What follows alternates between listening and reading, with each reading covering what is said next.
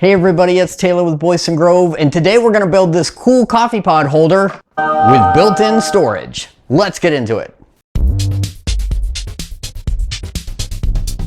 My sister and I both have coffee machines that take the exact same type of pods, and both of our families drink a lot of coffee. A lot. So both of us are looking for storage solutions for all these pods, and my sister found this online, and while it's really cool looking, it's still not enough storage. So my idea is to build a little cabinet to hold all the coffee pods, and then buy these anyway and use those as doors on the face of the cabinets. Now, because this project is for my sister, I would like it to look really nice. So to build the cabinets, I'm going to be using fence pickets.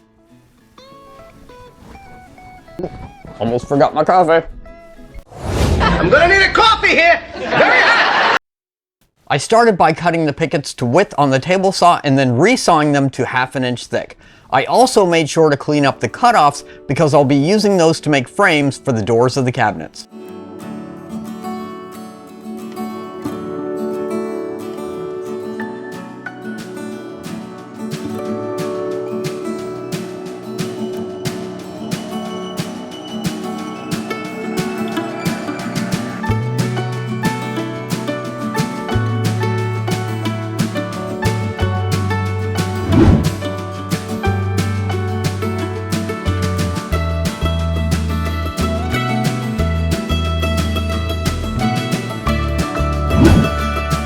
Once I had all my pieces cut, it was time for sanding.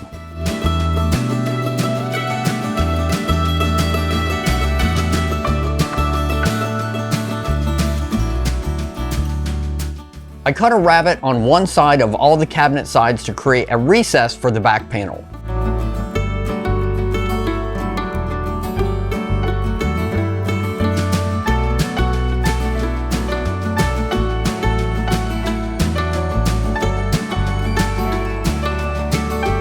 I also cut a rabbet on the ends of half of the pieces to use as the joints for the cabinet.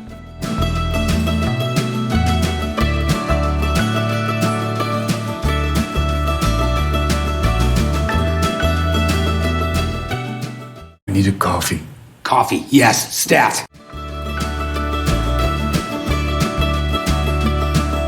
Assembly was pretty straightforward using Titebond 2 and PowerTech strap clamps. These strap clamps are my favorite thing to use when assembling boxes or frames. I'll leave a link to them in the description below.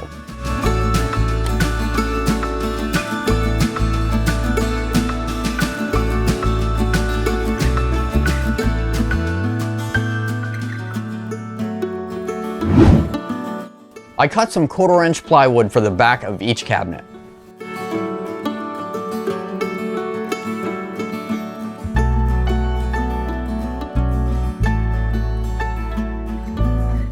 I purposely made the rabbet deep enough to not only recess the back panel, but also a French cleat that I'll add on the back of each cabinet.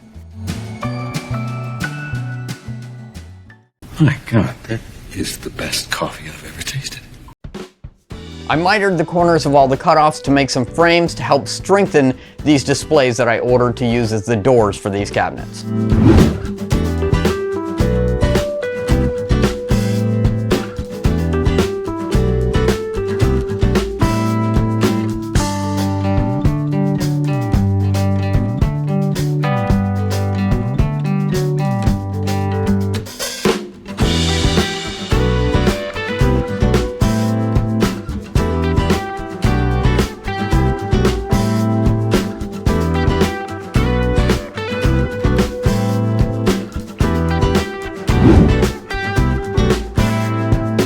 Once everything was dry, I nailed the joints together on each cabinet.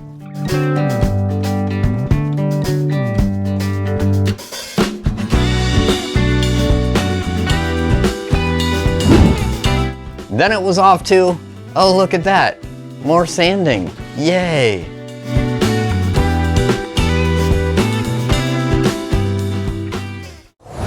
We're gonna need more coffee, yep.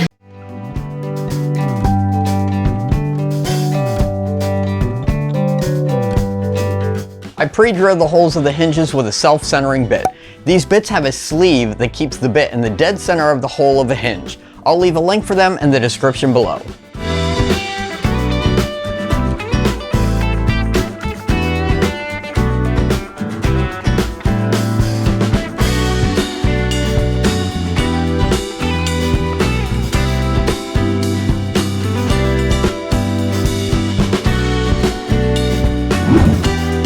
I wanted to use earth magnets to keep the door shut on these cabinets, so I pre-drilled the holes on both the doors and the boxes and used super glue to hold the magnets in place.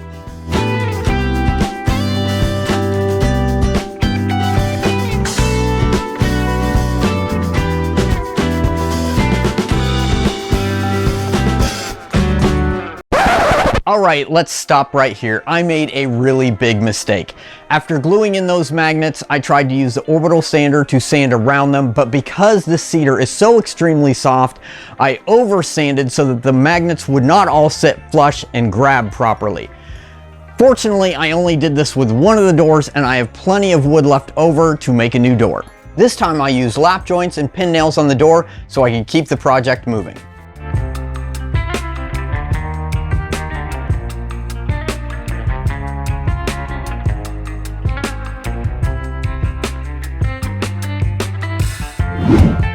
I decided to add a little lip on the inside of both cabinets to keep stuff from falling out.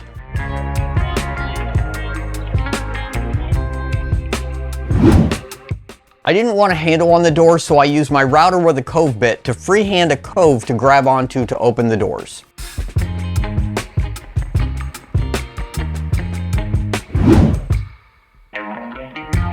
These coffee pod displays have mounting posts that are meant to be inset into the wall that the display mounting bolts can screw into. So to accommodate these bolts, I re-drilled the holes on the display backs and drilled some holes on the frame of each cabinet to fit some inserts that the bolts will be able to fit into.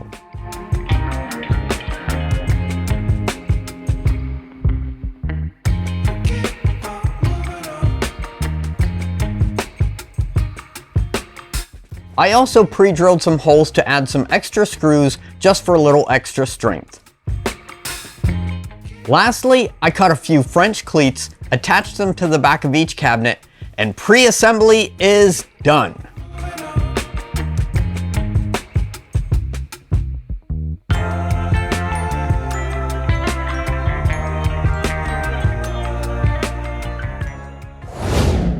I'm almost done.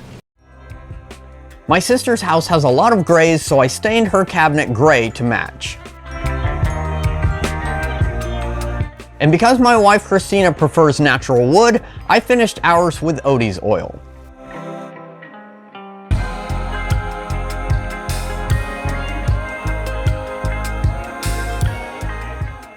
Oh no, we're not done yet. Final assembly went pretty quick since everything was pre-drilled.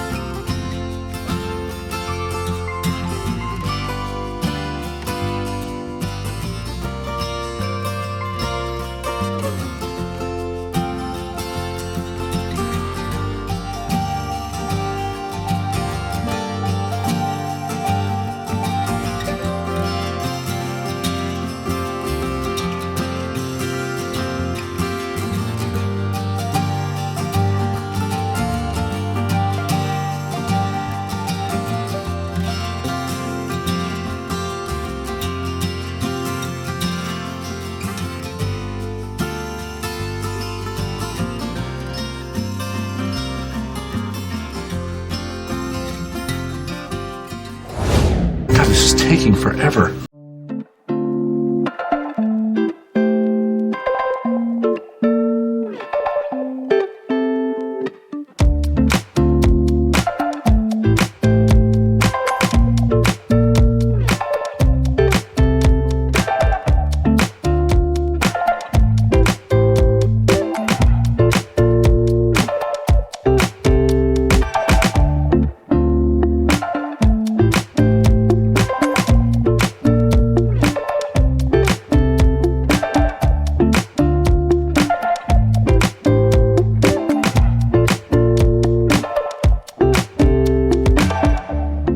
All right, our coffee pod holder is finished. I'm really happy with the end result. I'm really glad I went with the cove on the side. It just gives it more of a sleek, modern look rather than having a handle on the front. And there ends up being plenty of storage, both on the face and on the inside. I'm gonna see how we use it at first, but I may go ahead and add some shelves later on. So I'm really glad that I went with the French cleat because I can easily take it off the wall, adjust it, and put it back. We work on a new project every week, so make sure to subscribe and hit that notification bell, and let us know in the comments below what you thought of this project. Thank you very much for watching, be safe, and have a great day.